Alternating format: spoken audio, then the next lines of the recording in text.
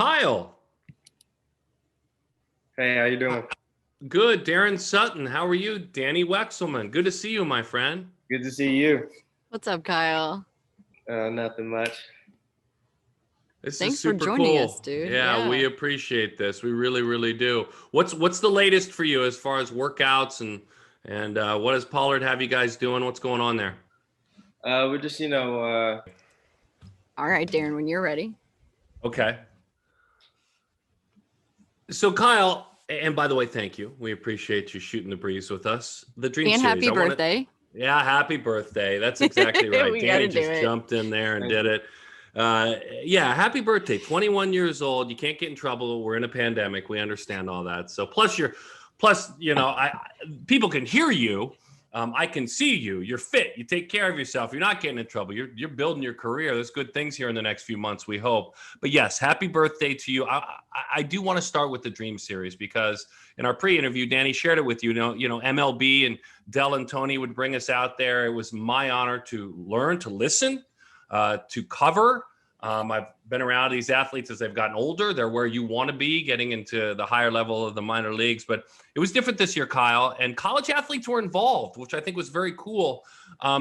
What did you enjoy most about the Dream Series? And we introduced folks to what it was early on, so we don't have to go to the ground floor of what it is. But for you interacting with talented players, with younger African-American players, give me a bit of a rundown on the Dream Series this year. The Dream Series, for me personally, was just a really eye-opening experience for me. Playing on a team from the South Side of Chicago, I didn't see too many other teams that, looked like us. We were a predominantly all-black team. So just going to tournaments and not seeing anybody that really looked like us, with the exception of like one or two guys on the team, maybe. And then you go to the Dream Series, and it's like, there's guys from all over that are talented, intelligent, hardworking, and kind of guys that you would want to be around. And it was really cool to just meet all the new guys that I still keep in touch with today.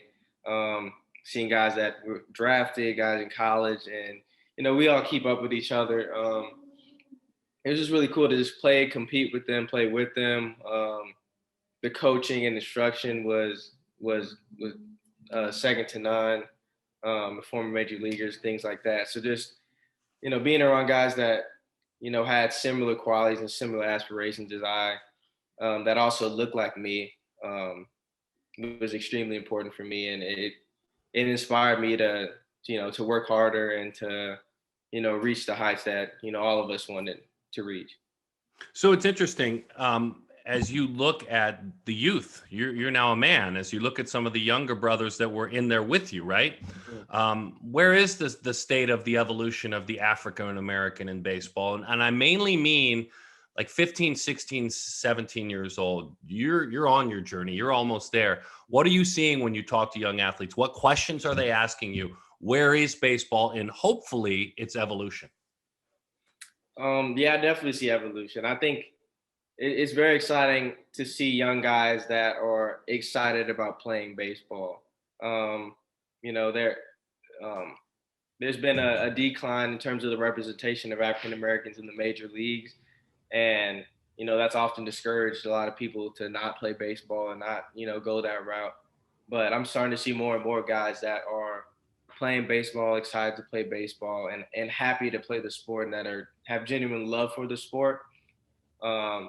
And I definitely have younger relatives, younger kids that I know and interacted with that have been to Dream Series and Breakthrough Series and things like that. And they just, they just want to learn, and they're asking me questions and asking me about my mindset, and things like that. Even like, what did you do to get to where you are?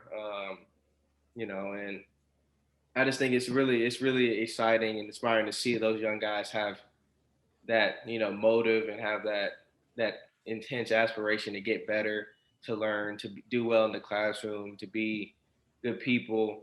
And the more I see guys come into college and going to college, getting their education, that makes me excited.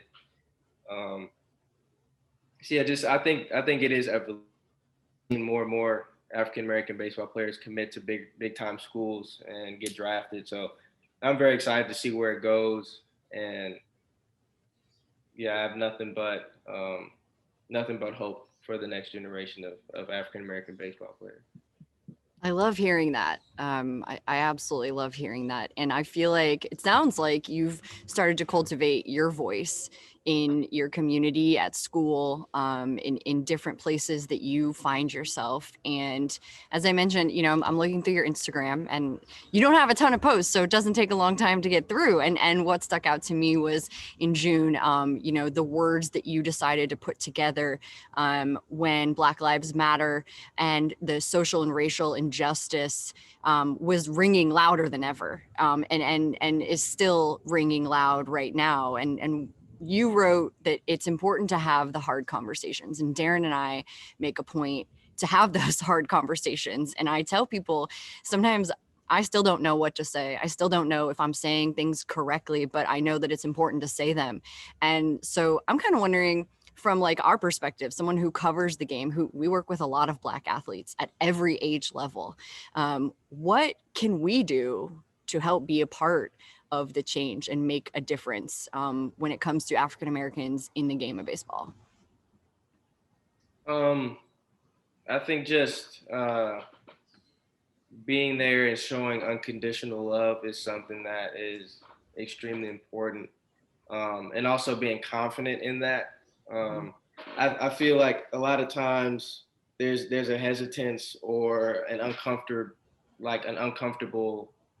um, like attitude towards being an ally and having those conversations, and kind of shying away from certain questions or like phrasing things in a way that you know may not get a deeper conversation, more on the surface type of conversation. And I think um, just the relationships that we have to create need to be to the point where we have trust in each other, to the point where you can ask me anything, and I know that it comes from a place of love and a place of you wanting to help me and be there for me. um, I think I've seen a lot of people that have had those conversations, but they didn't feel it was genuine. They just felt like it was more so just I'm going to check up on you because it's the right thing to do. Not I'm going to check up on you for my well-being as well. And I think learning and just being observant of the things that are going on in our community, because there's things that I see and that I will think about and have certain feelings about during the day, and have to kind of carry that throughout the day, and keep a smile on my face. And I'll never speak about it, and I'll never speak about it because I don't think that there's a lot of people that can relate to it. Mm-hmm. um, and that comes at the expense of people just not knowing what's going on. But I'd say just educating and just trying to be there for someone genuinely, and not just for that person because that's your friend, but for them and their community and those that you don't know.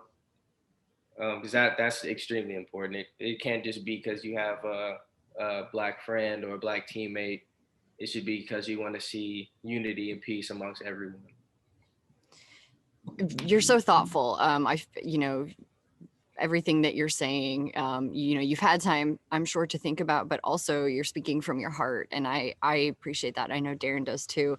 When you do speak and people are listening, from your teammates to coaches to friends who play college baseball, like what kind of support have you gotten? Feedback, questions, how have those conversations been? The conversations have been good. Definitely, talking with certain teammates who, are inquisitive about, what's going on and how I'm feeling. And especially during that time, people were reaching out and calling and, kind of making sure I was okay, and just asking questions like, well, like, how do you feel about this? Or what can I be doing to help out? And that's really what kind of inspired me to speak up about it, just to, and also just reposting things and retweeting things just to, be that voice that people go to be like, I know that Kyle will be there, be an open ear for me. And like, if I needed to ask him a question, I know I can ask him and feel comfortable in doing so. So I just wanted to be that kind of just be that person that they can go to. So the feedback I got was great, and people were very thankful for it, and people thought it was very eye opening for them.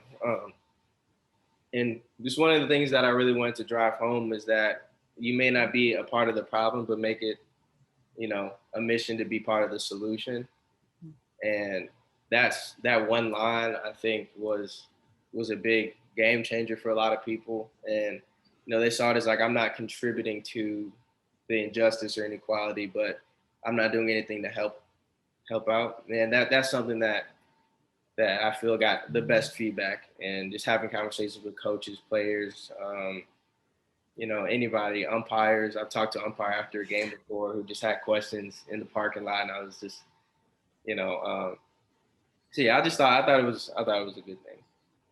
Yeah, absolutely was. I love that.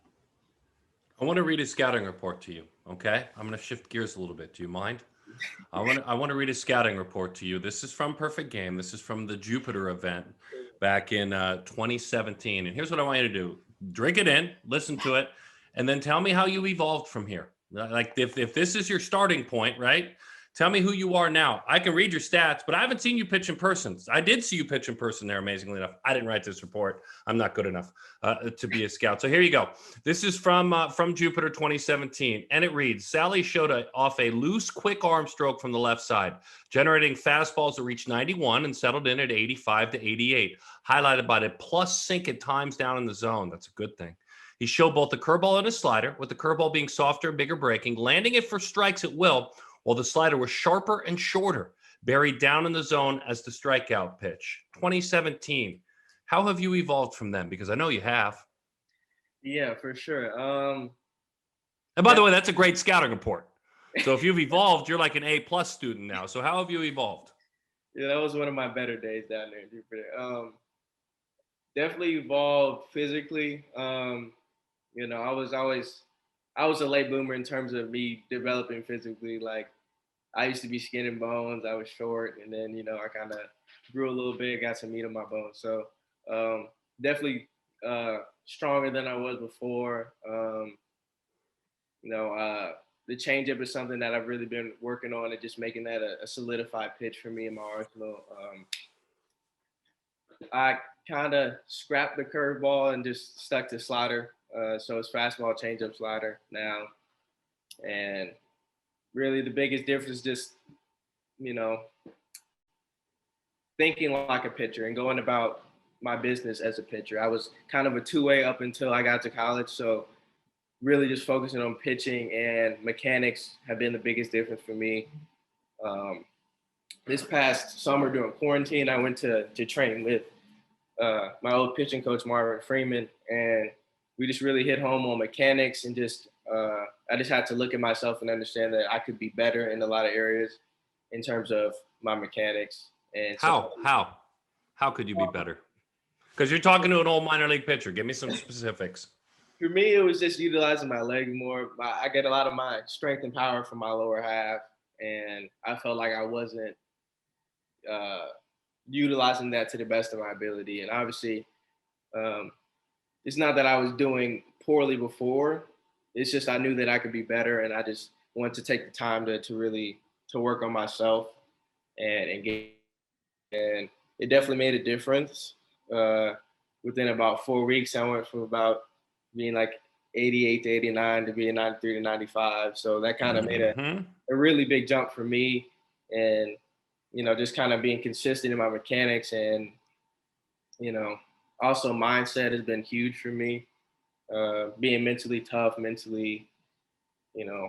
just trying to be confident with all my pitches and any count, and just being able to not let things get to me. When you're a high school pitcher, things start going bad. It's like, oh no, like, you're not necessarily used to having an outing where you're getting hit around or things like that. But just being able to bounce back after a bad inning or a bad at bat is something that I've really worked on and really developed. So, say mechanics and mental toughness are the two things I've evolved since then. Absolutely. So the changeup, real quick.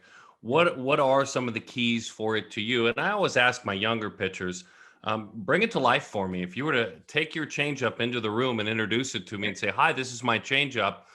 Tell me about it." You know, the grip, the importance, the mechanics that go into it, the mindset. Tell me, because I'm always so jealous of you guys. I never could master it. It was always this for me. I never could master it. It was split finger fastball. So, you know, for those that are younger that are listening, how have you mastered your changeup or tried to master it?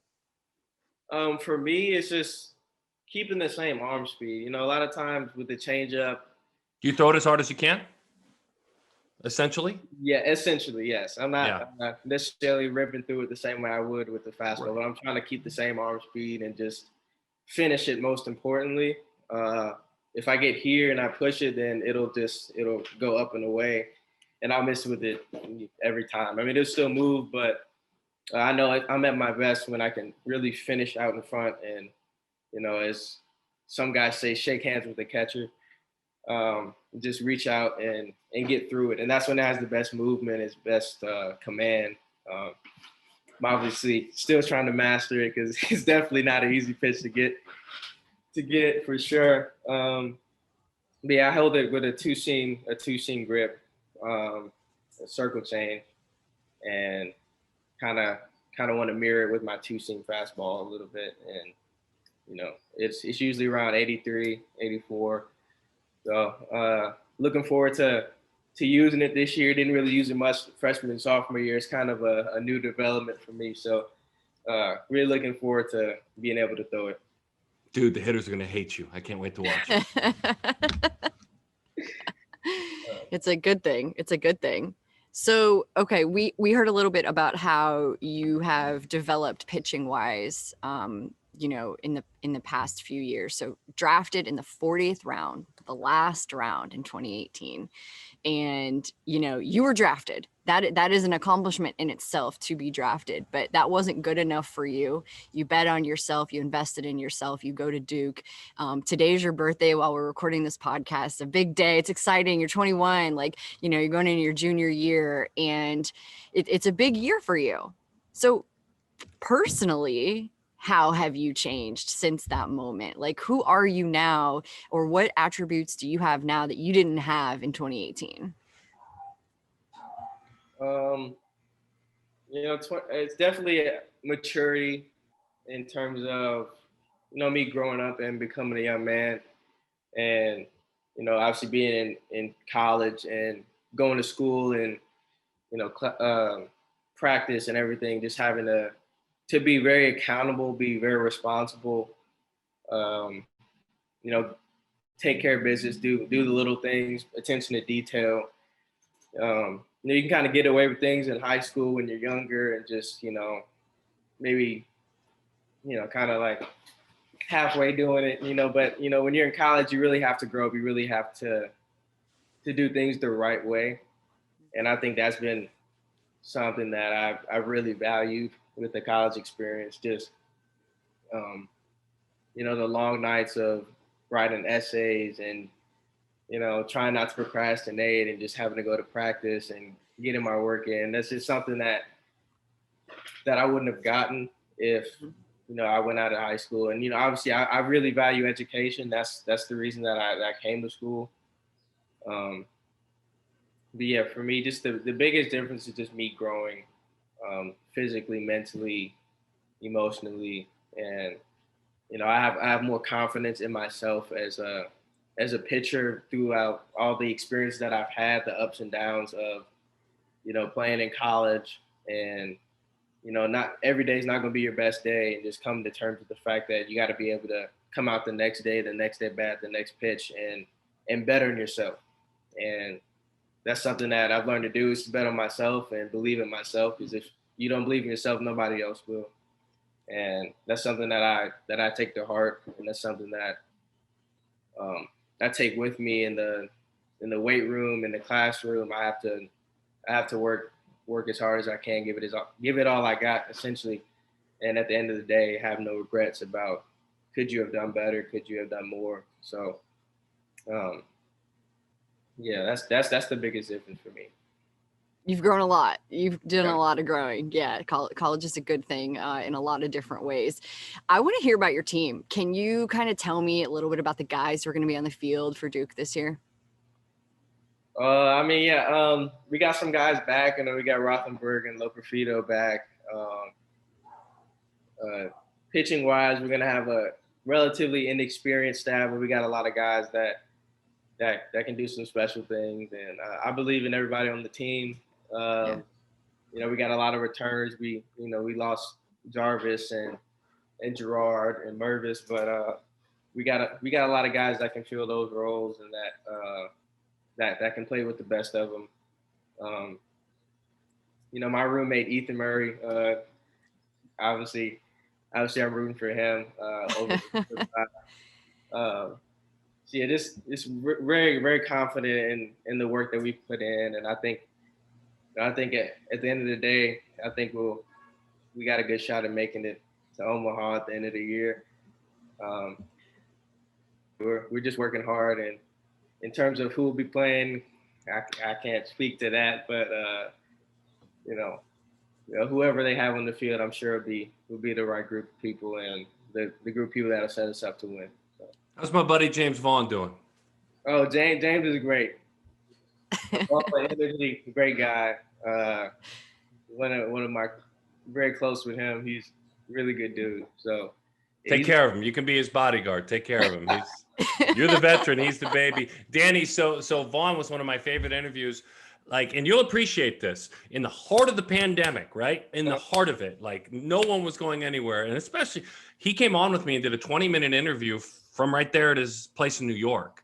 And everything was bad. And everything was bad. Wow. And so I'll always keep an eye on him, man. He was so vulnerable. Like, you're being so honest. So I'll keep an eye on him. And then Chris Davis, who's transferred to your team, he's a favorite. He's like 68 years old, I think. So he's a fun one to follow. But anyway, I like your team. You're one of the hottest teams in the country, dude. I mean, if you can make your grades, everyone wants to go to Duke these days. Coach Pollard's got it going on. Yeah. He's got us on a tight ship over here, man. Was that right or wrong? Is Davis 43, 61? How old is Chris? I think he's getting in his 40s. Nice. He's a lot smarter than me. Look, he's a lot smarter than me. I can't tease him for too long. I'm good, man. I appreciate it. Awesome. Thank you, Kyle, so much. Thank you for having me. I appreciate it. Yeah. That's great. I'm excited to watch you this year. Appreciate it, man. Be well. We'll keep an eye on you. We'll come see you too. So take care of yourself. Danny will drop this and we'll share a link with you and all that good stuff. She's the boss. So I just appreciate you doing this. Thank you. All right, dude. We'll see ya. Happy birthday. Thank you. Happy birthday. Bye.